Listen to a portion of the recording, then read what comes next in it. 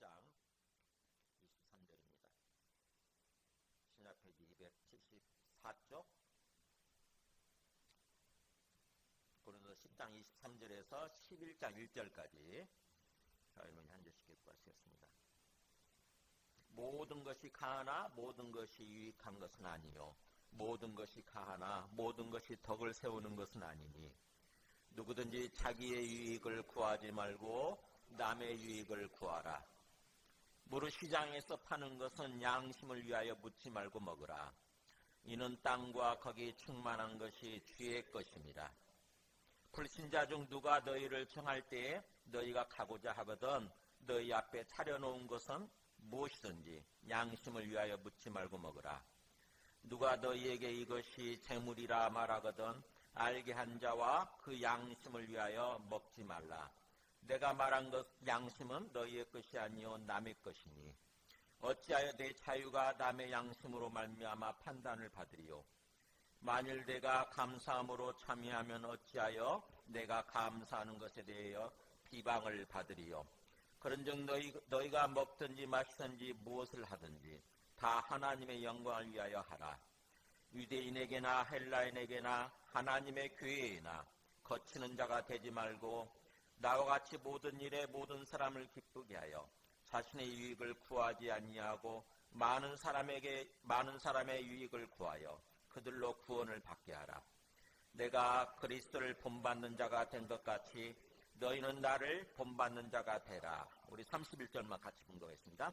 그런즉 너희가 먹든지 마시든지 무엇을 하든지 다 하나님의 영광을 위하여 하라. 아멘. 오늘 설교 제목이 이건데 하나님의 영광을 위하여 하라 그러는데 제가 주보를 쓰면서 위하여란 말이 빠졌어요. 주보 제목에 왼쪽에는 들어가 있는데 오른쪽 제목에 위하여란 말을 빼먹었어요.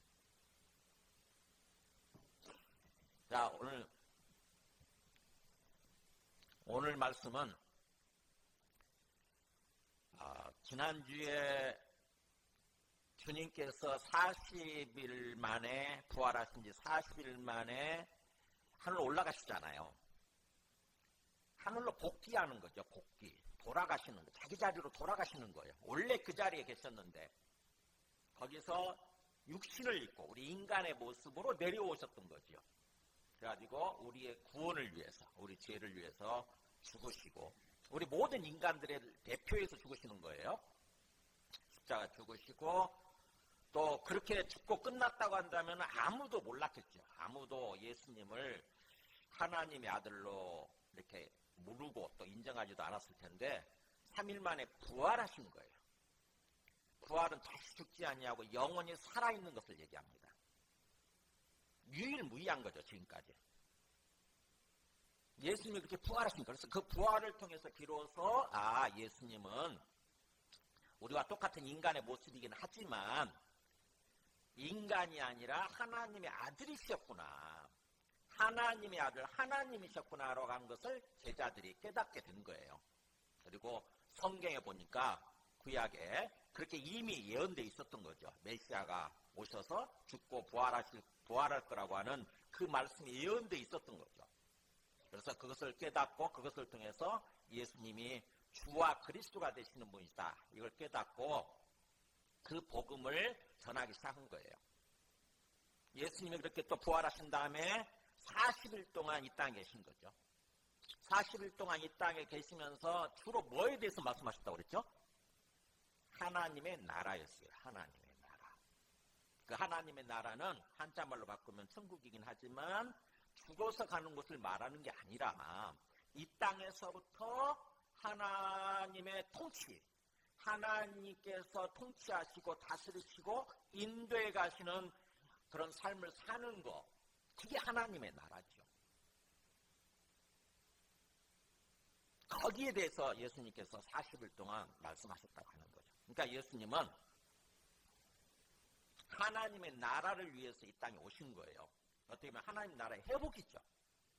원래 하나님이 이 세상을 지으셨기 때문에 하나님이 주인이시고 하나님이 통치하셨었는데 우리가 마귀 말에 순종하다 보니까 우리를 대표해서 우리의 조상이신 최초 조상이신 아담과 하와가 하나님의 말씀에 순종하는 것이 아니라 마귀 말에 순종하는 바람에 마귀를 주인으로 마귀를 하나님으로 모시게 되어버린 거죠.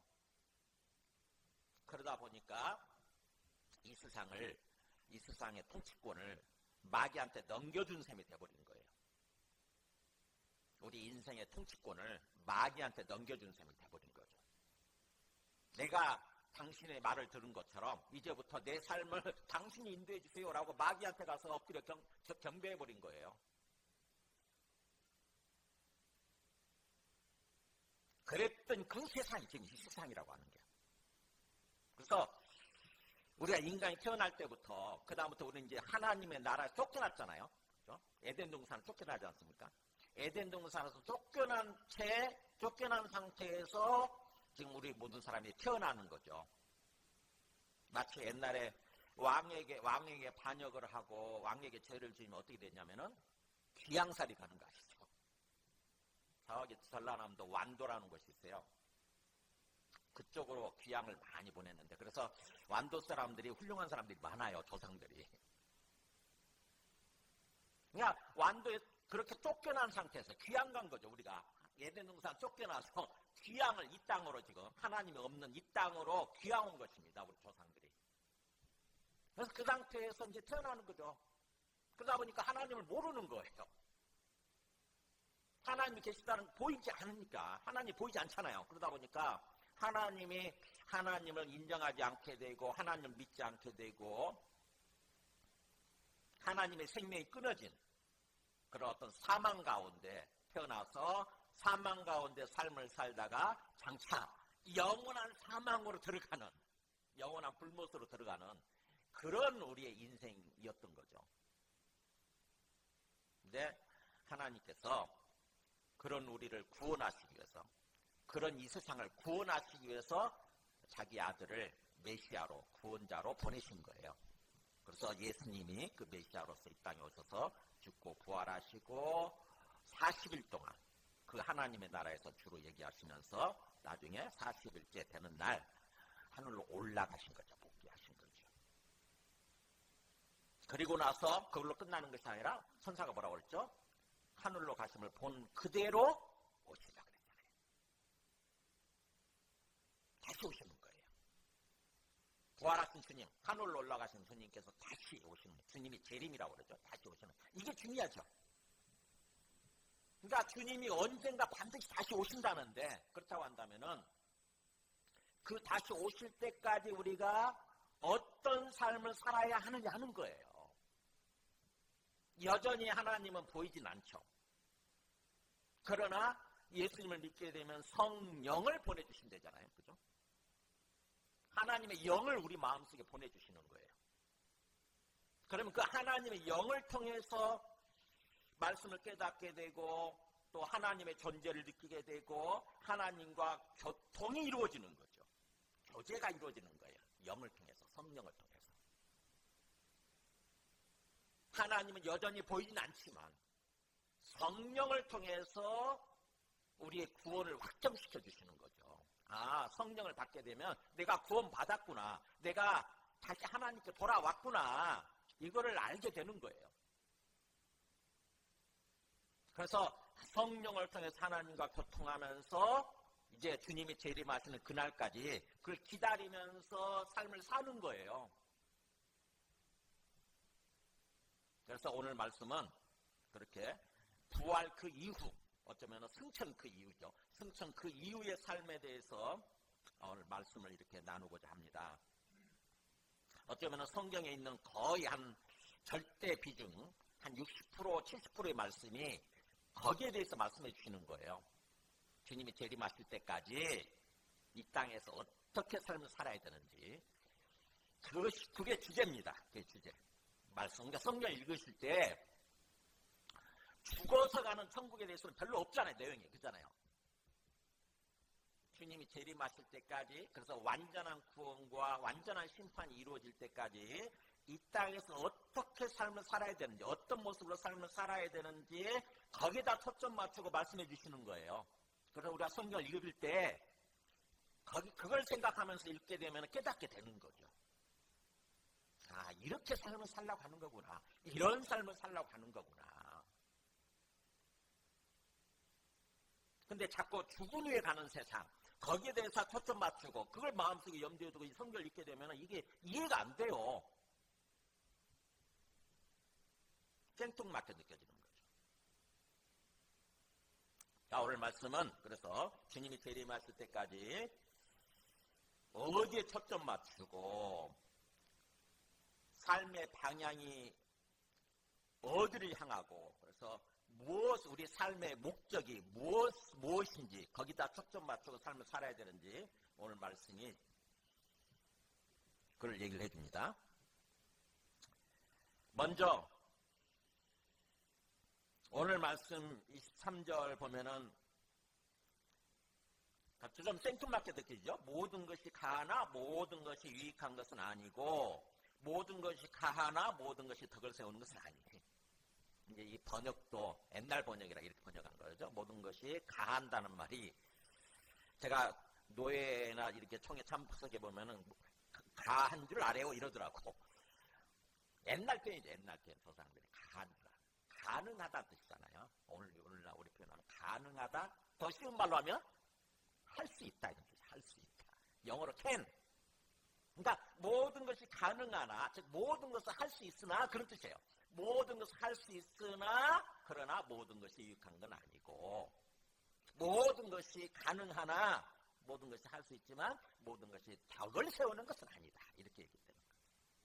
그러면 이 말씀에 지금 무슨 얘기를 하고자 하는 거냐면 이 말씀의 시작에 사실은 8장입니다. 8장 1절 한번 보세요. 고린도전서가 사도 바울한테, 어쩌면 고린도의 사도 바울이 복음을 전해서 고린도 교회가 세워졌잖아요. 사람들이 모이기 시작하고 고린도 교회가 세워졌는데 그 사람들이 아직 예수님을 잘 모르고 또 하나님의 뜻을 잘 모르는 상태죠. 아직 어리니까 신앙적으로 영적으로 아직 어린 상태다 보니까. 그래서 그 사람들이 사도 바울에게 질문을 한 거예요. 질문. 쭉 그 질문에 대해서 답변을 해주는 식으로 고린도전서가 진행이 됩니다. 어떤 질문을 했냐면은 8장 1절에 보면은 우상의 제물에 대해서는 그렇게 나오잖아요. 우상의 제물에 대하여는, 그러니까 질문한 게 뭐냐면은 우상의 제물을 먹어도 됩니까? 안 먹어도 됩니까? 라고 묻는 거예요. 우상의 제물이 뭐냐? 이게 우상의 제물이 이 8장 1절에 나오지만 나중에 우리 10장 우리가 읽은 본문에서 나온 거 아세요? 10장 28절에 나와 있잖아요. 누가 너에게 이것이 제물이라 말하거든. 이게 제물이 바로 우상의 제물이거든. 이게 우상의 제물이 뭐냐? 제가 한번 그 그림을 한번 보여줘 보세요. 고린도에 있는 유명한 아폴로 신전이에요. 이게 지금은 이제 기둥만 남아있죠. 다 헐어붙어버리고. 근데 생각해보세요. 상상력을 동원해서 그림을 그려보세요. 얼마나 웅장하게 지어졌을 것 같습니다. 이게 12개의 신전이 있었답니다. 12신을 모시는, 이건 아폴로 신전이고 12개의 신을 모시는 12개의 신전이 웅장하게 고린도라고 하는 도시, 그 도시가 뭐 오늘날 도시에 비하면 그렇게 크진 않았을 거잖아요. 그래서 기껏 해봤자 몇십만 명 살았을 텐데 그런 곳에 12개의 신전이 있었다고 생각해보세요. 그리고 그곳에서 제사를 드리는 거잖아요. 그 신에 가서 아폴로 신한테 제사를 지내는 거예요. 근데 그 아폴로 신전에서 이 신전에게 제사를 지내는 그 제사를 주관한 것도 여자 사제들이 있거든요. 나중에 그 사람들이 뭔가 장녀 역할도 하고 그러는 거죠. 근데 무려 1000명이 있었답니다. 1000명. 이거 여기 도시만, 고린도 교회가. 고린도 도시에만. 그러니까 엄청났던 거죠. 그잖아요. 1000명의 여자 사제가 있었던 거예요. 1000명이. 교회, 오늘날 한국의 그 제일 큰 교회도 1000명이 안 돼요. 사역자들이. 사람의 교회는 기껏 해봤자 150명이었거든요. 사제, 목사님들, 사역자들이. 여의도 신봉교회도 1000명이 안 될 거예요. 몇백 명 되겠죠, 몇백 명. 근데 고린도 여기에는 1000명이라는 사역자들이 있었다는 거예요. 그러니까는 엄청났잖아요. 그래서 이곳에다가 제사를 지내고 제사를 지낼 때 주로 짐승을 잡아가지고 고기로 제사를 지내죠. 짐승을 잡아서 제사를 지내잖아요. 그래서 제사를 지내고 그 고기가 엄청나다 보니까 제사를 지낸다 하면은 제사장들한테 나눠주는 거예요. 제사 지낸 고기를. 제사장들이 그거 받는 게 엄청나다 보니까 자기가 못 먹고 다 못 먹고 그걸 또 시장에다가 팔았다고 합니다. 시장에다가. 그러니까 시장에서 팔리는 고기는 이렇게 제사 지낸 고기가 있는 거예요.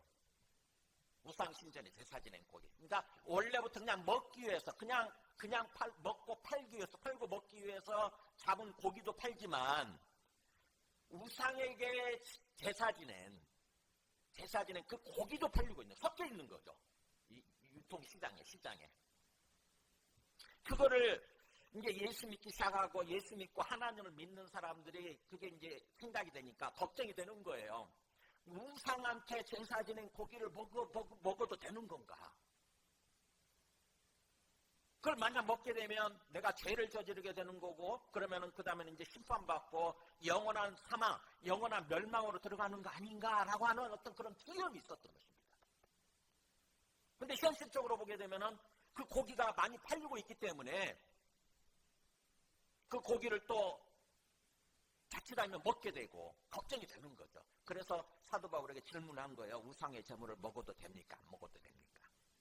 그 질문에 대해서 답변을 길게 하는 거죠. 답변해 주면서 쭉 얘기가 나와요. 그래서 1절에 그렇게 됐잖아요. 우상의 제물에 대해서는, 너희가 질문한 우상의 제물에 대해서는 우리가 다 지식이 있는 줄 알지만 지식은 교만하게 하며 사랑은 덕을 세우나니. 그러니까 우상의 제물에 대해서는 우리가 이미 다 알고 있다. 그게 뭔지를 알고 있다고 하지만, 그래서 내 마음대로 내가 알고 있는 지식대로 행동하기 쉬운데, 그래서 지식은 교만하게 만든다고 하는 거죠. 그러면 안 되고 이 사랑으로 행해야 된다. 사랑으로 덕을 세우는 그런 모습으로 덕을 세우기 위해서 삶을 살아야 된다라고 하는 거예요. 그렇게 단정적으로 얘기를 하면서 쭉 얘기를 하는 거죠. 그러면서 그 질문에 있어서 결론이 오늘 말씀이에요. 결론. 그러니까 모든, 다시 우리 그 23절로 와서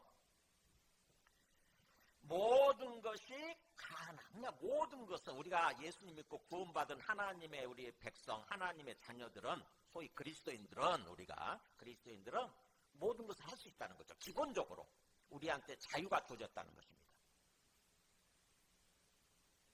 어떻게 보면 율법의 얽매임, 율법은 그렇게 돼 있거든요. 분명히 우상의 제물을 절대 먹으면 안 돼요. 그건 죄를 범하는 것이고 그러면 죽는 거죠. 근데 우리가 예수님을 믿고 구원받은 그런 사람들은 이제는 자유가 주어졌다는 것입니다. 모든 것이 자유래요. 그러나 내가 자유롭게 행함으로써 모든 것이 유익하게 된다거나 또 모든 것이 덕을 세우는 건 아니라는 거죠. 즉 다시 말하면 뭐예요? 자유롭게 할 수 있지만 절제를 하고, 자유를 절제하고, 오히려 더 나은 모습은 유익을 주는 모습, 유익하게 하는 모습, 그리고 덕을 세우는 그런 모습으로 행동해야 된다고 하는 것입니다. 이 고기 문제에 대해서, 우상의 제물 문제에 대해서. 그래서 갈라디아서 5장 13절에 보면은 이렇게 똑같은 사도 바울이 이렇게 표현해요. 형제들아, 너희가 자유를 위하여 부르심을 입었다는 말 나오죠. 그러니까 예수님 안에서 우리를 구원해 주시고 우리를 부르시는 그 목적은 뭐냐면 자유예요. 자유. 이전에 심령의 자유죠. 심령의 자유. 율법에 막 얽매이고 혹시 내가 죄를 범하진 않을까 노심초사하면서 안달복달하면서 그렇게 사는 것이 아니라, 이제 우리를 구원을 받았으니까 우리 심령이 자유를 누리면서, 우리 영혼이 자유를 누리면서 살아가도록 주님은 그걸 원하시는 거죠. 하나님은.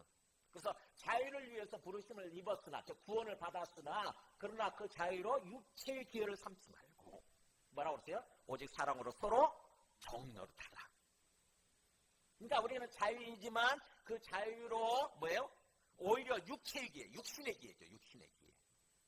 육신을 따라서 오히려 죄를 지으면서 삶을 살아가는 거예요. 그래서 육신의 기회로 삼지 말고 자유를 오히려 뭐예요? 다른 사람을 향해서 다른 사람을 사랑함으로써 다른 사람에게 종노릇하는 삶, 노예가 되는 삶, 다른 사람에게 얽매이는 삶을 살아가려는 거죠. 이게 어떻게 보면 서로 또 모순이잖아요. 그죠? 자유인인데 노예예요. 자유인인데 다른 사람한테 종노릇하는 삶이에요. 하나님의 이게 진정한 뜻이라고 하는 것입니다. 그러니까 우리가 율법으로부터는 자유롭게 됐지만 그러나 뭐예요? 다른 사람을 위해서는 사랑 때문에 다른 사람을 사랑하기 위해서 오히려 내가 종노릇하는 삶, 그런 삶을 살라고 하는 거죠. 하나님의 진정한 궁극적인 바람, 소망은 그런 거죠. 그런 삶을 살라고 하는 것입니다. 그래서 그 말씀 맥락에서 지금 얘기하는 거예요. 모든 것이 다 가능하다. 그러니까 뭐 사실은 우상의 제물로 바쳐진 고기를 할지라도 다 먹어도 돼. 사실은 그것 때문에 죄를 짓게 되고 막 그런 건 아니라는 거죠. 다 가능하다. 그러나 유익을 위해서다. 유익을 위해서. 모든 것이 다 가능하지만 그러나 뭐예요? 덕을 세우는 일을 위해서. 그래서 이 유익이라고 하는 것이 바로 뭐냐면은 세운다 할 때, 덕을 세운다 할 때 그 덕을 세우는 거하고 똑같은 말이에요. 사실은요. 헬라어로. 덕을 세운다는 말이 원래 집을 지어간다. 오이코도메오 해가지고 집을 세우는 것을 가르쳤거든요. 뭔가 세우는 거예요. 세우는 거. 그러니까는 사람을 세워가는 거죠. 집을 짓듯이. 집을 세워가듯이 사람을 세워주는 삶이에요. 다른 사람을 세워주는 삶. 그게 유익한 삶이에요. 유익하다는 것도 쌓아가는 거거든요. 이렇게 쌓아가는 거. 그러니까 다른 사람을 뺏는 것이 아니라 다른 사람 위에 다른 사람에게 뭔가를 자꾸 좋은 것을 쌓아주는 거죠. 좋은 것을 쌓아주는 삶, 다른 사람에게 보탬이 되는 삶, 다른 사람에게 도움이 되는 삶, 그런 삶을 살라는 거예요. 그래서 24절에 그랬죠. 누구든지 자기의 유익을 구하지 말고 남의 유익을 구하라. 그러니까 내 마음대로 난 자유인이니까 난 내 마음대로 행해도 돼. 이런 식으로 자기를 위해서 살지 말고 정확히 번역하면 그거예요. 누구든지 자기를 구하지 말고 자기를 구하지 말고 다른 사람을 구하는 삶, 다른 사람을 유익을 구하는 삶, 다른 사람의 덕을 세우는 삶을 살아라. 이게 진정한 하나님의 뜻이다. 좀 차원 높은, 수준 높은 그런 삶을 요구하시는 거죠. 난 예수 믿고 구원 받았으니까 난 이제 내 마음대로 행해도 돼 라고 하는 사람들은 인격적으로 굉장히 뭔가 어린 사람들이에요. 인격적으로 미성숙한 사람들이에요. 나밖에 모르는 사람들 있잖아요. 예수 믿고 구원 받았는데도 불구하고 항상 나밖에 몰라. 내 마음대로 행해야겠다는데 심지어는 목회자도 그런 경우가 있더라고요. 제가 이번에 노예에서 좀 굉장히 중요한 일을 맡아가지고 섬기는데 그러면 또 제 밑에 있는 사람들이 정말 저를 도와주는 그런 삶을 살아야 되잖아요. 저는 그렇게 했거든요. 작년에. 제 위에 있는 분을 위해서 내가 어떻게 지금 행동해야 위에 있는 분이 좀 편안하게 일을 잘 할 수 있을까 해가지고 제가 이렇게 항상 그분의 눈치를 살피면서 앞장서서 행했거든요. 근데 이번에 제 밑에 있는 사람은 그렇게 하지 않는 거예요. 그냥 자기한테 초점 맞춰져가지고 그냥 자기 마음대로 행하는 거예요. 일주일 동안 막 일이 쏟아져 들어오는데 제가 밤을 샐 정도로 며칠 동안 밤을 샐 정도로 진짜 그 일을 막 처리해야 되니까 그러면 제 밑에 있는 사람이 좀 앞장서서 그걸 좀 뭔가 분위기도 잡아주고 뭔가를 해줘야 되는데 그러면 제가 조금 더 편하게 할 텐데 그걸 안 하는 거예요. 그래서 어제는 조금 제가 좀 짜증이 나더라고. 뭐지? 이런 생각이 드는 거예요. 그래서 제가 기도하고 문자를 보냈어요. 목사님 좀 눈치가 좀 있으라고. 목사님이 뭔가 좀 지혜롭게 행해줘야 사람들도 따라오게 되고 제가 일을 편하게 할 거 아니냐고. 작년에 제가 하는 거 안 봤냐고. 그랬더니 바로 전화가 왔어요. 목사님 죄송합니다. 그래서 이게 눈치가 있어야 돼. 미성숙해. 기질을 저는 이 사람 이분의 기질이 그런가 이런 생각도 좀 하고. 물론 기질 탓일 수도 있죠. 기질이 다르니까. 근데 기질에다가 미성숙함까지 겹치게 되면 그렇게 되는 거예요. 영적으로 미성숙함까지 겹치게 되면은 그렇게 우리가 보면은 어떤 회사에서나 직장에서 어떤 일을 할 때 보면은 그런 있잖아요. 굉장히 눈치가 없는 사람들 있죠. 그죠? 특히 내 동료나 내 밑에 있는 사람이 굉장히 눈치가 없는 경우 있어요. 그러면 참 힘들잖아요. 그죠? 굉장히 힘들다고. 근데 굉장히 지혜로운 사람이 있어요. 굉장히 정말 항상 상관이 되는 나의 눈치를 살피면서 내 필요를 살피면서 앞장서서 챙겨주고 앞장서 행하는 사람이 있어요. 그런 사람 만나게 되면 되게 편하거든요. 지금 오늘 말씀이 그거예요. 누구든지 자기를 구하지 말고 자기의 유익을 위해서 살지 말고 남의 유익을 구하는 삶을 살아라. 이게 하나님의 어떤 수준 높은 차원 높은 그런 어떤 그 삶의 요구다라고 하는 거죠. 그래서 예를 들어줍니다. 그 고기 문제를 놓고 이제 구체적인 답변이죠. 무릇 세 가지로 답변을 해요. 첫 번째 답변, 무릇 시장에서 파는 거예요. 시장에서 갔더니 고기를 팔잖아요. 그러면 거기에 어떤 그 우상에게 신전에 제사 지낸 고기도 있을 수 있잖아요. 그러면은 무릇 시장에서 파는 것은 뭐예요? 양심을 위해서 묻지 말고 먹으라 해요. 묻는다고 하는 게 꼬치꼬치 캐묻는 거예요. 이거 신전에게 제사 지낸 거예요? 아닌 거예요? 이거. 그러지 말라는 거예요. 그냥 묻지 말고 캐묻지 말고 그냥 먹어라. 양심을 위해서. 뭐예요? 내 양심을 위해서.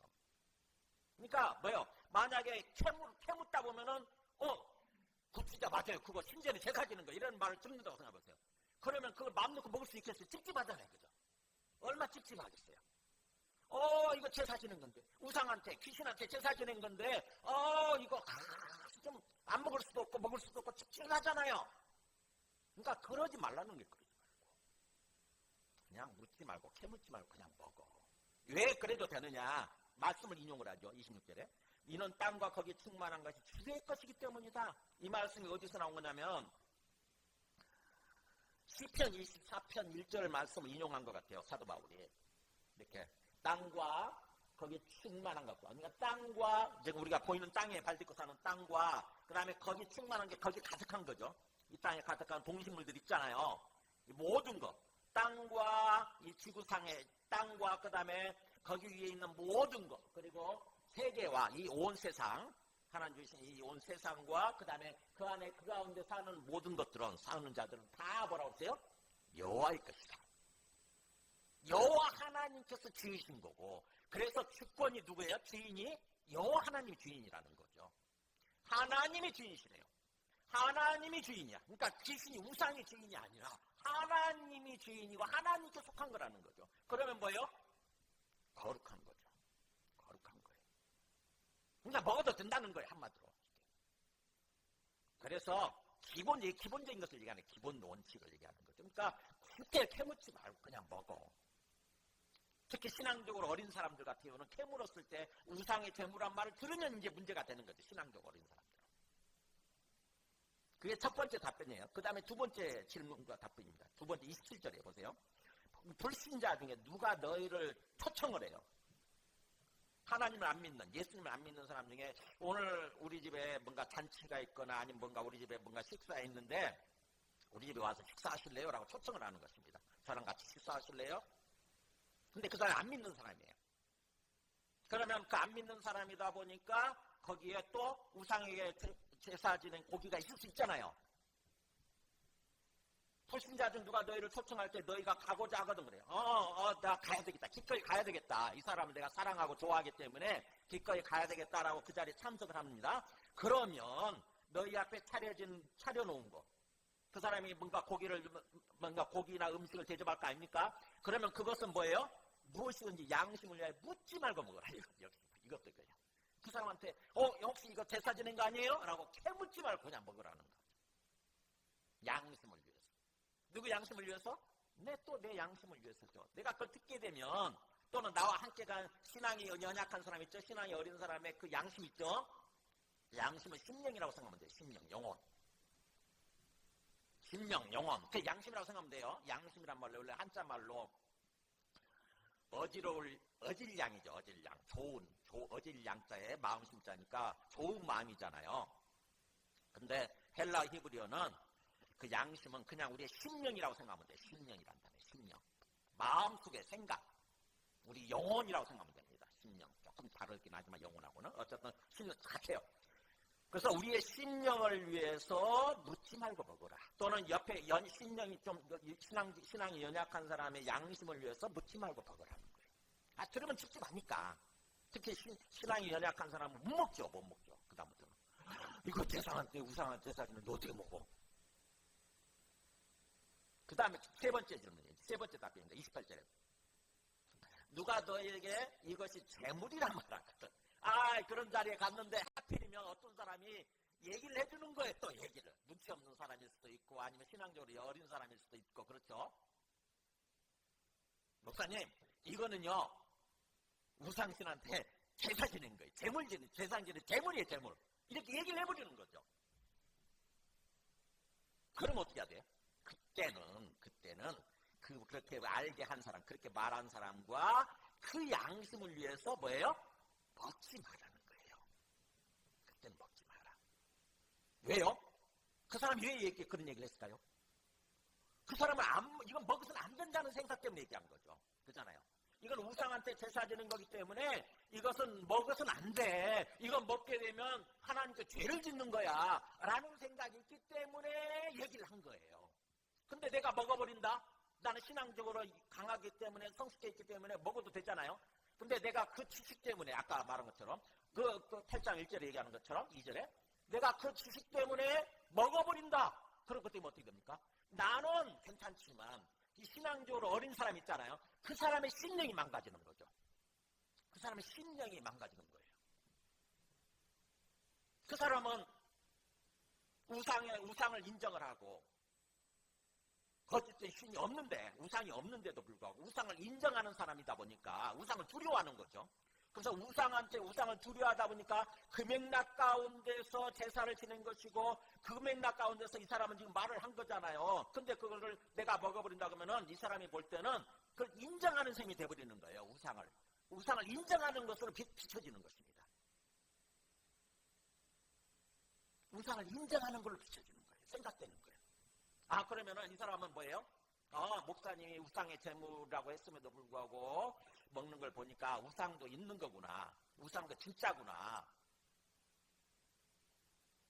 하나님만 신이 아니라 우상도 아폴로 신도 진짜구나. 이렇게 생각을 하게 된다고 하는 거죠.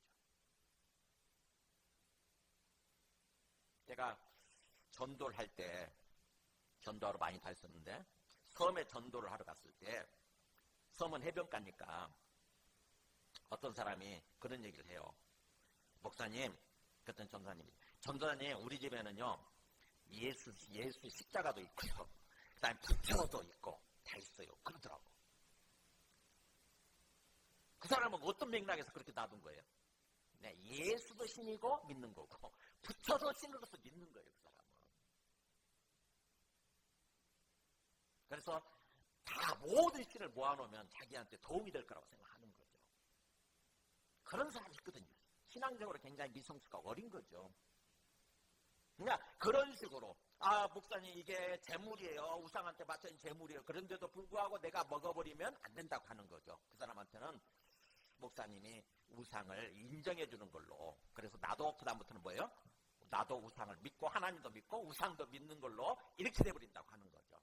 그래서 그 심령이 망가지기 때문에 그 사람을 위해서 먹지 말라는 거예요. 그것이 바로 그 사람의 나의 유익을 구하지 않고 그 사람의 유익을 구하는 모습, 그 사람을 세워주기 위해서 행하는 그런 모습이 되는 거죠. 그 사람을 사랑하는 거예요, 진짜. 소위 형제사랑, 이웃사랑의 맥락에 행하는 거예요. 그래서 29절에 얘기했잖아요. 내가 지금 말한 그 양심은 너희의 것을 말하는 것이 아니라 남의 것, 지금 그 말하는 사람 있잖아요. 남의 것 또는 옆에 있는 신앙이 연약한 사람들, 어린 사람들, 남의 양심을 말하는 거다. 그러면서 얘기해요. 어찌하여 내 자유가 남의 양심으로 말미암아 판단을 받으리요? 이 말은 무슨 말이냐면 좀 작사하면 성경을 참 이해하기 어려운데 소위 뭐예요? 판단받을 짓을 하지 말라는 거죠. 굳이 구태여. 내가 어찌하여 내 자유가 나는 자유롭게 행하는 거예요. 근데 내가 그 자유롭게 행함으로 말미암아 남의 양심이, 다른 사람이 양심적으로 판단을 하는 거죠. 비판을 하는 거예요. 정죄를 하는 거예요.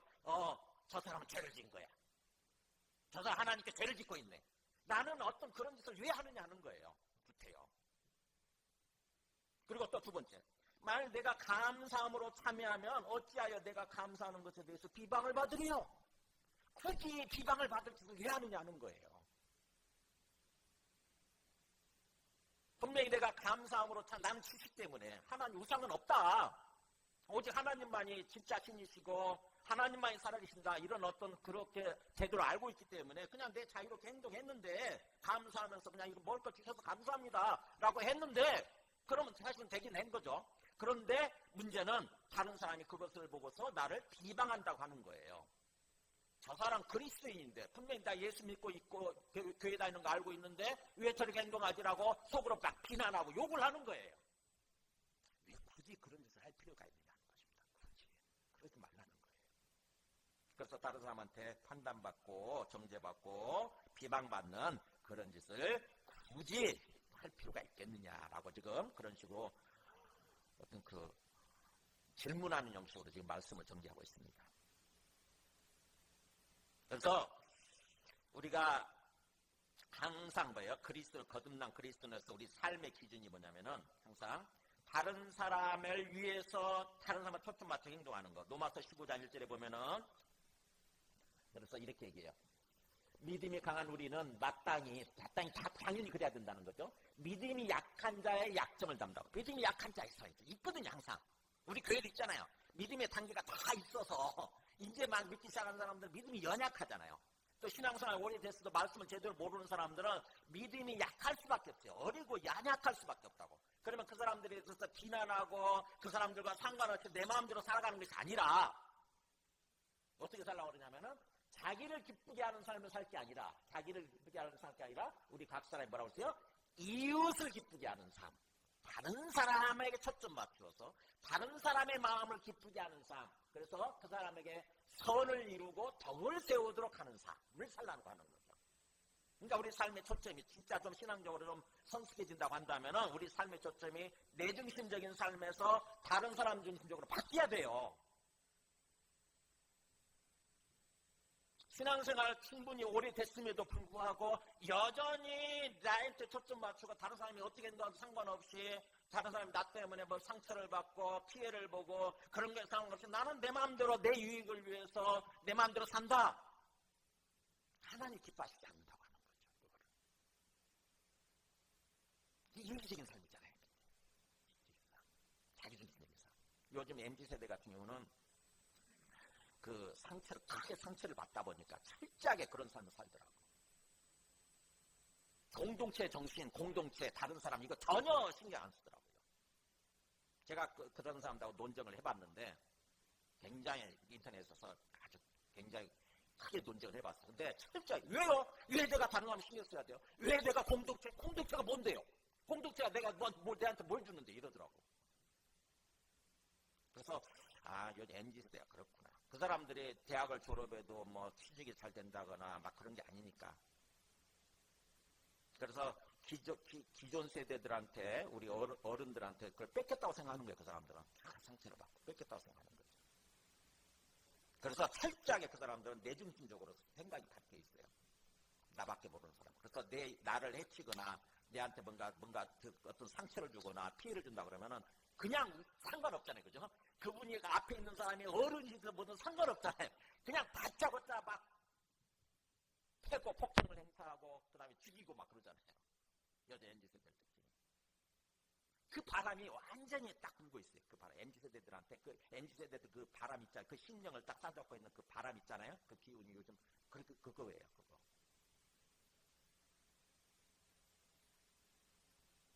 참 우리가 그들을 위해서 기도해 줘야 됩니다. 그들의 심령의 상처 회복을 위해서 기도를 해야 돼요. 그래서 바르게 생각하고 바르게 행동할 수 있도록.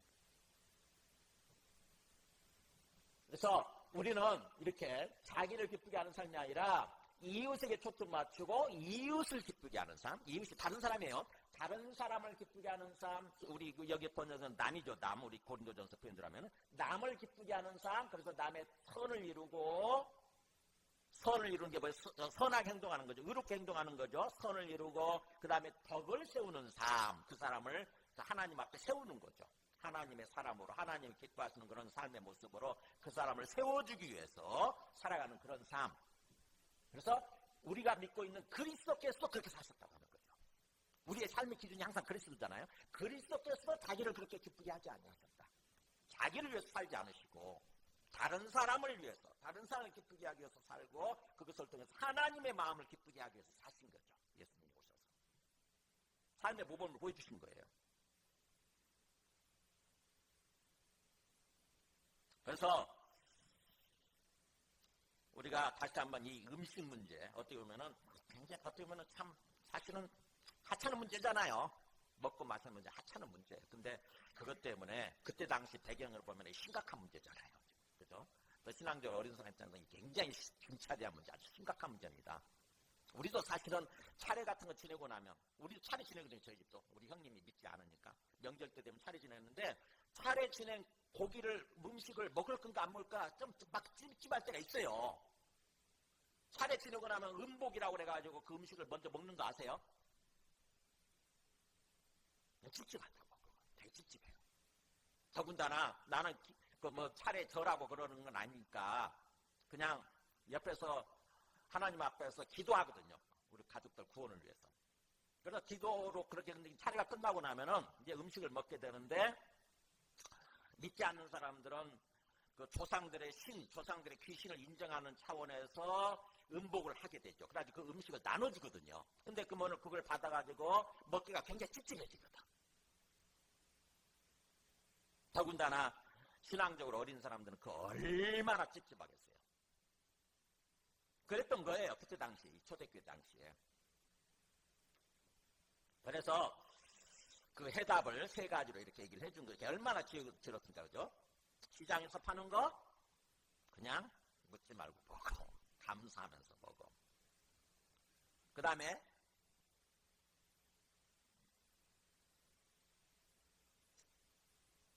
불신자가 초청해서 음식 대접할 때 역시 그것도 키묻지 말고 감사함으로 받아서 먹어. 감사기도 하고 먹어. 그 다음에 세 번째 뭐예요? 누군가 눈치 없이 굳이 우상 제물이라고 뭐 얘기하면 그때는 그 사람을 위해서, 옆에 있는 사람들 위해서 그때는 먹지 마. 먹지 마. 이게 답변이에요. 그리고 나서 이제 결론을 짓습니다. 31절 보면 오늘 말씀 핵심입니다. 그런즉 너희가 먹든지 마시든지 뭘 먹든지 무엇을 마시든지 무엇을 하든지 다 초점이 어디에 맞춰져야 된다? 하나님의 영광을 위하여. 하나님의 영광을 위하여. 그러니까 우리 그리스도인으로서 예수 믿고 구원받았잖아요. 지금 예수 믿고 구원받았다고 하는 것은 뭐예요? 하나님께 돌아왔다는 뜻이에요. 하나님의 백성으로, 하나님의 자녀로 돌아왔다고 하는 것입니다. 마귀 밑에 있다가, 마귀의 통치 밑에 있다가 이제는 하나님의 통치 밑으로, 즉 하나님의 나라로 들어온 거예요. 그렇다고 한다면 항상 우리의 삶의 초점, 목적이 어디에 맞춰져야 되느냐? 하나님의 영광을 위하는 거. 거기에 초점 맞춰져야 된다고 하는 거죠. 그럼 하나님의 영광이 뭐고, 어떻게 하나님을 영광을 위해서 살아간다고 하는 게 어떤 방법이냐, 어떻게 하는 거냐. 우리는 근본적으로 하나님께서 우리에게 생명을 주신 이유가 뭐예요? 또 우리를 구원해 주신 이유가 뭐예요? 하나님의 영광을 위한 삶이에요. 이사야 43장 7절에 나오죠. 하나님이 이렇게 부르시잖아요.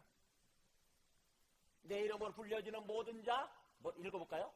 내가 내 영광을 위하여 창조한 자를 오게 하라. 그를 내가 지었고 그를 내가 만들었느냐. 그러니까 근본적으로 하나님께서 이 세상 우리 모든 인간들, 이 세상의 모든 피조물을 지은 목적이 뭐냐면 사실은요, 하나님이 영광 받으시기 위해서예요. 하나님 뭐 심심풀이 땅콩으로 심심해서 가만히 계시기가 심심해서 그냥 지은 게 아니고 분명한 의도, 목적이 계신 거예요. 피조물들 통해서, 우리 인간들을 통해서 하나님이 영광 받으시기 위한 거예요. 그러니까 하나님이 우리한테 생명을 주신 이유, 우리한테 인생을 허락하신 이유, 또 우리를 구원해 주신 이유가 뭐예요? 하나님이 영광 받으시기 위해서예요. 그래서 우리의 존재 이유, 우리의 삶의 목적은 하나님의 영광이에요. 우리가 예수님을 믿음으로 구원받고 이제 하나님을 알게 되었다고 한다면 우리의 삶의 초점을 어디다 맞춰야 되느냐? 하나님의 영광이에요. 내가 어떻게 하면 하나님의 영광을 나타낼 수 있을까? 내가 어떻게 하면 하나님께 영광을 돌려드리는 그런 삶을 살 수 있을까? 거기다 항상 고민하는 거예요. 그러니까 오늘 말씀이 어떻게 보면은 우리 예수 믿고 사는 삶의 궁극적인 목적이죠. 궁극적인 목적. 본질적인 목적, 궁극적인 목적이에요. 이상은 없어요. 더 이상은. 하나님의 영광을 위해서. 그래서 웨스트민스터 대소요리 문답, 웨스트민스터 본 적 없어요. 제가 사도신경 할 때 이거 보여드린 적 있는데, 종교개혁 때 종교개혁을 일으키고 영국에서 새롭게 세워진 그 교회에서 1647년에 성경에 있는 그 어떤 그 교리들 있죠. 성경에 있는 진리들을 요약해 놓은 게 이게 웨스트민스터 신앙고백이에요. 이게 웨스트민스터 신앙고백. 그 중에서 첫 번째 질문이 뭘로 시작하느냐? 한번 보여주세요. 이거. 웨스트민스터 대소요리란 말이 요리, 우리가 요리한다고 할 때 요리가 아니고 요리라고 하는 건 교리예요. 교리. 성경의 핵심적인 어떤 내용, 핵심적인 진리, 그거를 요약해 놓은 거, 요약해 놓은 이치, 이런 뜻이겠네. 그렇죠? 요약해 놓은 이치인데 크게 만들어 놓은 게 있고 그걸 작게 또 줄여 놓은 게 있어요. 그래서 대요리 또는 소요리 이렇게 얘기를 합니다. 첫 번째 질문 이거예요. 사람의 제일 되는 목적이 무엇인가? 이렇게 질문해요. 사람의 제일 되는 목적, 우리 인생의 첫 번째 목적이 뭐냐 이거예요. 인생의 첫 번째 목적. 뭐라고 답변되어 있냐면은 사람의 제일 되는 목적은 같습니다. 하나님을 영화롭게 하는 것과 영원토록 그를 즐거워하는 것이다. 이렇게 되어 있어요. 이 대소요리 문답이 중요한 게 웨스트민스터 신앙 고백이 이게 우리 교단 헌법으로 이렇게 들어와 있어요. 이게 우리 교단 헌법이에요. 이게 헌법책인데 여기에 이게 그대로 이거를 채택한 거거든요. 웨스트민스터 대소요리 문답. 첫 번째 질문 그렇게 돼 있다고. 사람의 제일 되는 목적이 무엇인가? 사람의 제일 되는 목적은 하나님을 영화롭게 하는 것과 영원토록 그를 즐거워하는 것이다. 이렇게 돼 있어요. 그러니까 우리가 신앙생활할 때 좀 개념이 좀 있어야 돼. 개념이. 아무렇게나 내 마음대로 행동하는 것이 아니라 이게 우리를 향한 하나님의 바람이고 하나님의 뜻이라고 한다면은 항상 이것을 생각하고 이렇게 살려고 해야 되는 거죠. 우리 인생의 첫째 목적, 하나님 왜 우리한테 생명을 주시고 왜 우리한테 인생을 허락하셨는가? 목적이 뭐예요? 하나님을 영화롭게 하는 거예요. 하나님의 영광을 나타내는 거예요. 하나님의 영광을 우리가 만들어내는 게 아니고 하나님의 영광을 나타내는 거예요. 원래 하나님 영광을 가지고 계시잖아요. 근데 그 하나님의 영광을 내가 나타내는 거예요. 그리고 그분을 즐거워하는 거. 즐거워한다는 게 뭐죠? 친밀하게 교제하는 거죠. 하나님을 기뻐하고 하나님과 친밀하게 교제하면서 즐겁게 사는 거예요. 하나님과. 그게 우리 인생의 목적이라는 거죠. 또 우리에게 인생을 허락하신 하나님의 뜻이라고 하는 거죠. 그럼 어떻게 하면 그렇게 하나님을 영화롭게 하고 하나님의 영광을 위해서 삶을 살아가느냐? 우선 거기서 얘기한 대로 다른 사람의 유익을 구할 때예요. 다른 사람의 유익을 구하고 다른 사람을 사랑을 할 때, 다른 사람을 사랑하려고 할 때, 그래서 다른 사람의 덕을 세워주려고 할 때, 그때 하나님이 기뻐하시고 하나님의 영광이 나타난다고 하는 것입니다. 또 어떻게 하느냐? 두 번째, 시편 50편 23절 보면 우리 아까 찬송을 했는데 우리 잘 알고 있는 말씀이죠? 시편 50편 23절에 감사로 제사를 드리는 자가 나를 영화롭게 하나니 이렇게 돼 있잖아요. 뭐예요? 감사하면서 예배드리는 사람, 하나님께 항상 감사합니다 하면서 살아가는 사람, 이런 사람이 하나님을 영화롭게 한다는 거예요. 왜 감사하고 하나님을 영화롭게 하는 게 영광이 될까요? 네, 뭐예요? 굉장히 마음속에 힘들어도 감사합니다 하고는 뭐예요? 하나님의 살아계신 거, 하나님의 축복을 인정하는 거잖아요. 그죠? 하나님이 살아계시고 하나님이 주지 통치자이시다. 이걸 인정하는 게 감사합니다 표현 아닙니까? 그렇잖아요. 우리 인간적인 생각으로 하나도 감사가 안 돼. 하나도 기쁘지 않아. 근데 하나님 감사합니다. 이를 악물고라도 눈을 질끈 갖고라도 하나님 감사합니다 한다고 하는 하나님의 살아계신과 하나님이 내 인생의 주인 되신다고 하는 거, 하나님이 이 상황의 주인 되신다고 하는 걸 인정하는 거잖아요. 하나님을 인정하는 거, 그거를 높이는 거죠. 하나님을 높이는 거잖아요. 그게 하나님을 영화롭게 하는 거예요. 그래서 하나님을 영화롭게 한다는 말은 하나님을 인정을 하고, 그래서 하나님을 높이는 거, 이거예요, 이거. 그래서 모든 상황, 어떤 것에 대해서도, 어떤 문제에 대해서도, 또 어떤 사람에 대해서도 감사하게 되면, 감사합니다 이렇게 하게 되면 그게 하나님을 영화롭게 하는 거예요. 그래서 감사가 중요한 거예요. 세상 사람들은 감사합니다 하지만 그 사람들은 하나님 때문에 감사합니다 하는 게 아니잖아요. 내가 받은 게 있으니까 감사합니다 그러잖아요. 그죠? 내가 받아서. 그런데 우리는 뭐예요? 하나님 때문에 감사하는 거예요. 감사합니다. 하나님 감사합니다. 모든 상황에서 모든 어려운 문제를 놓고도 감사합니다 그러면 그게 하나님을 영화롭게 하는 거고, 그러면 하나님께서 뭐라고 그러세요? 그의 행위를 옳게 하는 자에 내가 하나님의 구원을 보이리라 했잖아요. 하나님의 살아계시고 하나님의 하나님 되셔서 우리한테 구원을 베풀어 주기를 원하시는데, 하나님이 이끌어 가시는 삶이 구원이에요. 구원을 보여주시겠다고 하는 거죠. 그래, 내가 살아있고 내가 너의 주인이야. 내가 인도해 줄게. 내가 너의 병도 치료해주고, 내가 너의 필요도 채워주고, 내가 너의 삶을 복된 삶을, 행복한 삶을 인도해줄게. 구원을 보여주시는 거예요. 뭐 할 때? 감사를 해서 하나님 감사합니다 할 때. 감사를 통해서 하나님을 영화롭게 할 때. 그게 그 구체적인 예가 누가복음 17장에 나오잖아요. 누가복음 17장 15절에 보면 10명의 나병 환자를 예수님이 치료해 주시잖아요. 근데 그 중에 치료된 10명의 나병 환자 중에 유일하게 한 명, 그것도 사마리아 사람, 하나님을 모른다고 할 수 있는 이방인이죠. 이방인. 유대인들 입장에서 보면 이방인이라고 할 수 있는 사마리아 사람만 와서 감사합니다 하는 거예요. 그 중에 한 사람이 자기가 나은 것을 보고 큰 소리로 하나님께 영광을 돌리면서 예수의 발 아래 엎드려 감사하는 거예요. 이게. 근데 그 사람이 사마리아 사람이라는 거죠. 근데 거기에 대해서 예수님이 이렇게 말씀하십니다. 이 이방인 외에는 하나님께 영광을 돌려 돌아온 자가 없느라 이거예요. 다 10명 다 치료해줬는데, 내가 10명 다 치료받았을 텐데, 이 이방인, 너희들이 소위 비난하는 이방인 빼놓고는 하나님께 진정으로 감사하면서 영광을 돌리러 돌아온 사람하고 왜 없느냐는 거죠. 우리가 예수 믿고 구원받았다고 하면서도 하나님의 은혜에 감사할 줄 모르잖아요. 그거예요, 그거. 하나님의 은혜, 하나님으로부터 은혜를 받고, 그러면 하나님 또 우리가 다 구원받은 게 아니고 구원받았지 하나님 은혜잖아요. 또 우리의 생명을 지켜주시고, 우리의 필요를 채워주시고, 우리의 삶을 인도해 주시는 게 하나님의 은혜 아닙니까? 그러면 항상 하나님께 감사해야 되는데, 감사할 줄 모르면 이런 사람과 똑같은 거죠. 그러니까 예수님이 오셔서 한탄하시는 거예요. 이 이방인 외에는 감사할 줄 모르고 하나님께 영광을 돌려 돌아온 사람이 없느냐. 결국 이 이방인한테 어떤 구원을 베풀어 주신가 보세요.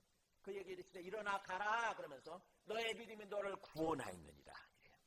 이제부터 내가 너의 삶을 완전히 통치해 줄게, 이런 뜻이에요. 하나님께서 내가 너의 삶을 책임져 줄게. 그러니까 우리가 참 어떻게 보면은 하나님의 영광을 위해서 살아야 되는데, 그 하나님의 영광을 위해서 살기 위해서는 감사가 몸에 배야 됩니다. 감사하는 게 몸에 배일 줄 알아야 돼요. 한번 해보세요. 인간관계에 있어도, 사람들과의 어떤 사소한 인간관계에 있어서도 조그만 것을 놓고 항상 감사합니다. 감사합니다. 조금만 받아도 감사합니다. 그러면은요, 완전히 달라집니다. 관계 완전히 달라져요. 그냥 묵묵히 알았어, 알겠지만, 막 꼭 말해야 되나? 알지 뭐, 알겠지만, 이런 식으로 하지 마세요. 감사합니다. 미국 사람들이 그 기독교 문화 때문에 항상 땡큐가 붙어 있는 것 같아요. I'm sorry. 항상 조금만 저기 해도 I'm sorry, 미안합니다 그러고, 조금만 저기 해도 땡큐 그러잖아요. 땡큐. 우리가 해야 돼요, 우리가. 그게 기독교 문화예요, 그게. I'm sorry는 회개하는 거 아닙니까? 그러잖아요. 미안합니다. 제가 잘못해도 회개합니다. 미안합니다. 회개를 나타내는 게 I'm sorry고, 그 다음에 조금만 은혜에 대해서 감사하는 게 땡큐 그런 거 하잖아요.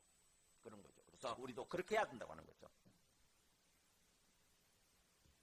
그래서 데살로니가서 5장 16절에 아시잖아요. 항상 기뻐하라, 쉬지 말고 기도하라, 범사에 감사하라. 그러니까 뭐 이게 기뻐하는 거, 항상 기도하는 거, 항상 감사하는 거, 이게 뭐라고 되어 있습니까? 그리스도이신 예수 안에서, 구원자로 오신 예수 안에서 하나님의 뜻이다 그러잖아요. 왜 그리스도를 보내주셨느냐? 그리스도를 보내주시고 우리한테 어떤 삶을 원하시느냐? 이거죠. 하나님의 주권을 인정하고. 지금 어려운 상황인데, 기뻐할 수 없는데, 기뻐한다고 하는 하나님의 주권, 하나님의 주님 되심, 하나님의 주인 되심을 인정하는 거거든요. 하나님의 사랑인과 하나님 주님 되심을 인정하는 거. 그래서 그걸 말로 표현하는 게 기뻐하는 거잖아요. 감사합니다, 이렇게. 그리고 기도하는 거 아닙니까? 기도하고 감사. 이게 하나님 뜻이라는 거죠. 그러니까 구원과 연결되어 있어요. 구원과 이게. 해도 되고 안 해도 되는 게 아니라 구원과 연결되는 거죠. 오죽했으면 시편 136편은요. 26절까지 있는 시인데 1절 여호와께 감사하라로 시작해가지고 26절까지 쭉 계속 감사해요. 계속 26번 감사합니다가 나옵니다. 여호와께 감사하라. 그는 선하시며 그 인자하심이 영원함이로다. 그분은 선하신 분이시고 인자하심이라고 하는 게 은혜를 베푸는 거잖아요. 은혜를 베푸시는 것이 헤세드가 영원하다. 항상 그렇게 해주십니다. 그러면서 23절로 가면 마지막 부분에 우리를 비천한 가운데 기억해 주신 이에게 감사. 우리가 굉장히 삶이 어려울 때 우리를 기억하시고 우리를 인도해 주신 분에게 감사하라. 우리를 우리의 대적에게서 건지신 이에게 감사하라. 우리를 구원해 주신 이에게 감사하라는 거죠. 구원해 주신 것에 대해서. 우리의 구원에 대해서 감사하라. 그 다음에 모든 육체에게 먹을 것을 주신 이에게 감사하라. 조그만 식사기죠. 왜 우리가 식사기도 해야 돼요? 식사기도 뭐죠? 하나님 감사합니다잖아요. 일용할 양식을 주셔서 감사합니다. 이 맥락이 나오는 거예요. 하나님의 영광을 나타내는 거예요. 축복기도가, 식사기도가. 하나님의 영광을 나타내는 거예요. 하나님이 살아계시는구나. 하나님이 주인 되시는 거구나. 하나님이 먹을 것을 공급해 주셨구나. 라고 인정을 하는 거. 그게 기도죠. 그럼 하나님이 위해서 기뻐하시면서 우리에게 더욱더 완전한 구원을 베풀어 주시는 거죠. 내가 네 삶 책임져 줄게. 하늘의 하나님께 감사해 이렇게 끝나요. 그러니까 26절 내내 감사가 얼마나 중요한지 아시겠죠? 그러면서 우리가 삶이 어려울 때 자칫하게 되면은 이걸 감사를 까먹고 어떤 삶을 살아계시냐면은 우리 지금 하고 있잖아요. 10장 거기 앞에 보세요. 10장 7절 보면 10장 7절 보면 그들 가운데 어떤 사람들 같이 너희는 우상 숭배하는 자가 되지 말라 그랬죠. 또 8절에 그들 중에 어떤 사람들이 음행하다가 하루에 23,000명이 죽었나니 한순간에 우리는 그들과 같이 음행하지 말자. 그들 가운데 9절 그들 가운데 어떤 사람들이 주를 시험하다가 뱀에게 멸망하였나니 우리는 그들과 같이 주를 시험하지 말자. 그 다음에 10절에 그들 가운데 어떤 사람들이 원망하다가 멸망시키는 자에게 멸망하였나니 하나님께 멸망당했죠. 너희는 그들과 같이 원망하지 말라. 이게 지금 출애굽 세대에 놓고 하는 거예요. 애굽에서 구원받았지만 출애굽이 됐지만 가나안 땅을 향해서 가는 과정 중에 광야에서 이런 일을 일으킴으로써 결국 멸망해버린 거죠. 완전한 구원을 받지 못하고 가나안 땅에 들어가지 못하고 멸망해버린 거예요. 이런 죄, 우상 숭배하고 중간에 그 다음에 음행하고 주를 시험하고 또 원망하고 이거 하지 말라는 거예요. 이게 하나님 앞에서 좀 상황이 어렵긴 하지만 상황이 어려워도 항상 뭐예요? 감사합니다. 문제 감사합니다. 이것들 대신에 감사, 주님 감사합니다. 이를 악물고라도 돈을 질끈 갖고라도 주님 감사합니다. 주님 감사합니다. 이러면 이게 하나님을 영화롭게 하는 거고 하나님을 기쁘게 하는 삶이 되는 거예요. 그러면 하나님께서 우리의 심령을 연단시키시면서 완전한 구원을 향해서 우리의 삶을 책임져 주시고 붙들어 주시고 인도해 주시게 되는 거죠. 그래서 이 맥락에서 지금 오늘 말씀을 하는 거예요. 오늘 말씀을 주시고 있는 거예요. 자, 말씀을 정리합니다. 마지막 이제 32절부터 1절까지 세 번째 메시지는 뭐라고 되냐면은 유대인에게나 헬라인에게나 하나님의 교회나 이제 그때 당시에 그 교회를 구성하고 있었던 아니 그 사회를 구성하고 있었던 유대인들이 있고 그다음에 이방인들 헬라인들이 있고 또 하나님의 교회가 있잖아요. 예수 믿고 구원받은 사람들. 그러니까 어디에서 우리가 살든지 어떤 사람들과 함께 더불어 살든지 간에 거치는 자가 되지 마라. 거치는 자. 남을 넘어뜨리는 사람, 걸림돌이 되는 사람이에요. 그런 사람 되지 갖다 넘어뜨리고 남을 무너지게 만들고 그런 사람 절대로. 오히려 뭐라고 되냐면은 나와 같이 사도 바울 자기 얘기를 해요. 나와 같이 모든 일에 모든 사람을 기쁘게 하여. 모든 일에 있어서 항상 뭐예요? 사도 바울은 그렇게 살고 있는 거잖아요. 인생 철학이 나타나죠. 다른 사람을 기쁘게 하는 거예요. 모든 사람 다른 사람을 기쁘게 하여 나의 자신의 유익을 구하지 아니하고 모든 많은 사람의 유익을 구하여. 그러니까 사도 바울 그렇게 살고 있었던 거죠. 다른 사람 나의 유익이 아니라 다른 사람의 유익을 위해서 살고 있었던 거예요. 그래서 결국 그들로 구원을 받게 하라. 내가 좀 손해보고 내가 좀 힘들어도 다른 사람이 유익이 되고 다른 사람을 세워주고 다른 사람이 구원받게 된다고 한다면 그것을 기꺼이 감당을 한 거죠. 그런 것처럼 뭐라고 되어 있습니까? 1절, 11장 1절 같이 읽을까요? 내가 그리스도를 본받는 자가 된 것 같이 너희는 나를 본받는 자가 되라. 이렇게 얘기할 수 있어야 돼요. 내가 그리스도를 본받기 위해서 살아가는 것처럼 너희는 그런 식으로 나를 본받는 자. 그러니까 사도 바울 개인을 본받는 자가 아니라 뭐예요? 사도 바울 그리스도를 닮으려고 하는 그 모습이죠. 그리스도를 본받으려고 하는 그 모습을 본받는 자가 되라는 거죠. 즉 다시 말하면 뭐예요? 우리는 그리스도를 본받는 자가 되라는 뜻이 한마디로 얘기합니다. 그리스도께서 하나님의 뜻이 그거에 있어요. 그리스도를 보내주신 이유. 로마서 8장 29절에 이렇게 돼 있잖아요. 하나님이 미리 아신 자들 같이 읽어볼까요? 또한 그 아들의 형상을 본받기 위하여 미리 정하셨다. 그러니까 하나님의 뜻은 이거예요. 아들의 형상, 자기 아들의 형상, 예수님이죠. 자기 아들의 하나님의 아들 예수님의 형상, 형상이 쉬운 말로 하면 모습이잖아요. 모습, 이미지, 영어로. 우리의 신령을 말하는 거예요. 신령. 우리 내면적인 인격. 겉모습은 안 바뀌니까 인격이 바뀌죠. 인격. 그래서 예수님의 형상, 예수님의 모습을 본받도록 하기 위해서 하나님이 미리 정하셨다. 예정하셨다 뜻이야. 하나님이 예정하셨다. 그러니까 예수님을 하나님의 아들을 이렇게 보내주시면서 하나님의 계획, 하나님의 어떤 그 뜻은 뭐예요? 우리가 하나님의 아들을 닮아가는 거예요. 하나님이 이 땅에 오셔서 하나님의 영광을 위해서 사셨고 하나님의 영광을 나타내는 그런 삶의 모습의 모범을 보여주신 거거든요. 그래서 우리가 나중에 궁극적으로 예수님이 재림하셔서 우리가 구원이 완성된 모습은 바로 예수님처럼 변해 있는 모습인 거예요. 우리 깜짝 소리 놀랄 거예요. 말할 때마다 생각하는 것마다 다 예수님의 모습인 거죠. 그게 요한일서 3장 2절에 나오죠. 나중에 예수님 재림하셨을 때 우리가 완전한 구원받은 모습 이렇게 돼 있잖아요. 그가 나타나시면 우리가 그와 같을 줄 아는 것은 그렇게 돼 있잖아요. 예수님 재림하셨을 때 우리의 심령, 우리의 영혼의 모습, 우리의 속사람의 모습 이게 뭐예요? 예수님과 똑같아져 있는 거예요. 모든 육신적인 것, 모든 세상적인 것들이 다 걸러지고 모든 이기적인 모습 있잖아요.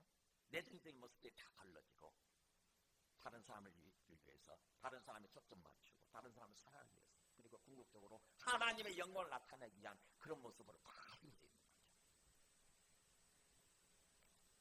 그래서 말씀을 정리하면 이렇게 우리가 궁극적으로 예수님 믿고 구원받은 우리 그리스도인이라고 한다면은 우리 초점이 어디에 맞춰져야 된다고요? 뭘 위해서 살아야 된다고요? 하나님의 영광. 하나님의 영광을 위해서. 먹든지 마시든지 뭘 하든지 직장에서 생활하든지 뭘 하든지 항상 하나님의 영광을 위해서. 나를 통해서 하나님이 드러나고 나를 통해서 하나님이 욕먹는 게 아니라 하나님이 칭찬받아야 돼. 개독교라는 소리 들으면 안 돼. 개독교인이라고. 잡사란 얘기 들으면 안 된다고. 먹사란 얘기 들으면 안 돼요. 근데 지금 현재 우리 기독교 현실은 그렇게 가고 있잖아요. 그 반대 방향이잖아요. 왜요? 초점이, 삶의 초점 목적이 불분명하기 때문에 그래요. 그냥 교회 다니는 것만이 전부예요. 하나님의 영광을 나타내려고 거기다 항상 마음속에 초점 맞추고 마음속에 생각을 하고 염두에 두고 그것을 위해서 노력하고 항상 기도하고 이런 삶을 사는 것이 아니라 그냥 뭐예요? 내 감정대로 내 기분대로 속된 표현하면 내 꼴리는 대로 그렇게 살아버리니까.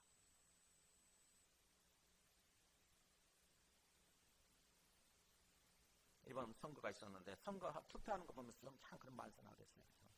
진짜 예수 믿고 구원받은 사람한테는 하나님의 영광을 위해서 또 하나님을 정말 똑바로 살아가려고 하는 사람들, 똑바로 진짜 국민의 어떤 공복으로서 국민의 종으로서 뭔가 섬기려고 하는 그런 사람을 지지해주고 해줘야 되는데 그러지 않더라고.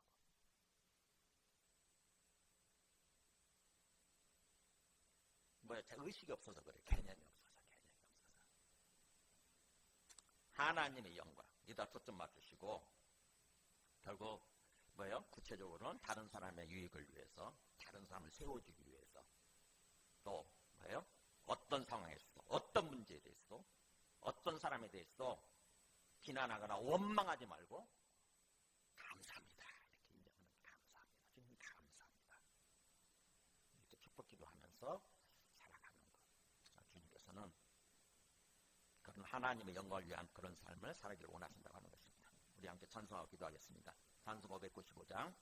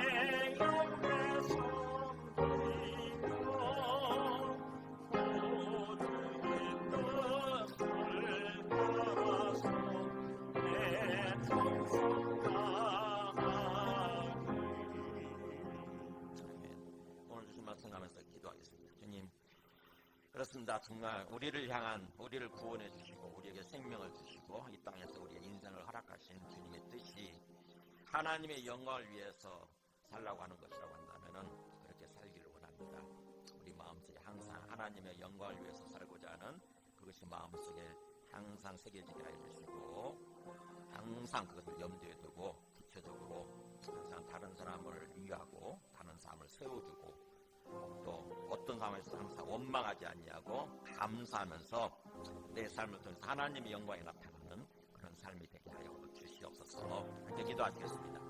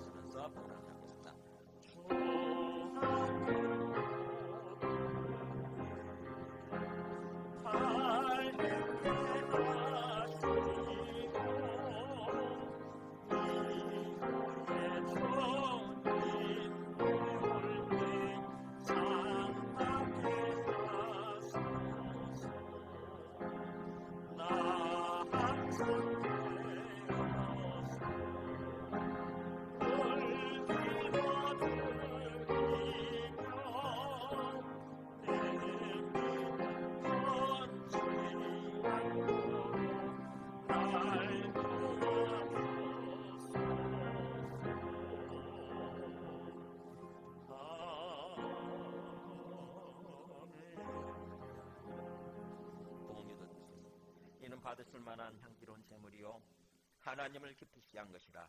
나의 하나님이 그리스도 예수 안에서 영광 가운데 그 풍성한 대로 너희 모든 쓸 것을 채우시리라. 하나님 아버지, 오늘 말씀대로 또 우리가 하나님의 영광을 위해서 어떻게 삶을 살아야 되는지, 어디에 초점 맞추고 삶을 살아야 되는지 또 깨닫게 하시니 감사합니다. 개인적으로 우리 우리에게 주어진 날 동안 평생 항상 하나님의 영광에 초점 맞추고 하나님의 영광을 위해서 삶을 살아기를 원합니다. 그것을 위해서 다른 사람의 유익을 구하고 다른 사람을 세워주기를 원하고 또 어떤 상황, 어떤 문제, 어떤 사람에 대해서 비방하거나 원망하지 아니하고 오히려 감사하면서 삶을 살아가게 하여 주시옵소서. 이렇게 주님 앞에 예배를 드리면서 마음의 정성을 따라 예물도 함께 올려주시니 은혜 주시니 감사합니다. 주님의 나라를 위해서 세상의 구원을 위해서 주님께 드렸사오니 주님께서 지켜주시고 귀하게 사용하여 주시옵소서.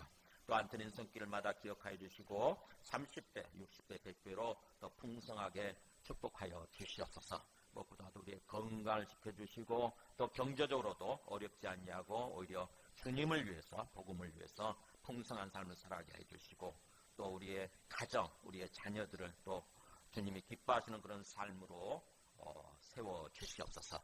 예수님의 이름으로 기도드립니다. 아멘. 자, 옆에 있는 분들한테 인사합니다. 반갑습니다. 사랑합니다. 자, 하나님의 영광을 위해서 살겠습니다. 이렇게 인사해 보실까요? 네, 뒤에 간 겁니다. 누구나 긴급하고 중요한 기도 좀 알려주신 마음을 함께 기도하겠습니다. 그 다음에 세 번째는 하나하나 읽어보시고요. 그 다음에 마지막 네 번째, 제가 어제 신방 갔다 왔는데 정윤성 원사님이 지금 뇌경색으로 중환자실에 계십니다. 금방 서울대병원에. 근데 어제 갔을 때 알아보시더라고요. 권사님 이렇게 부르니까 눈을 이렇게 막 하시는 거예요. 눈을 알아보시고 말씀 못하시 좀 알아보시는 거예요.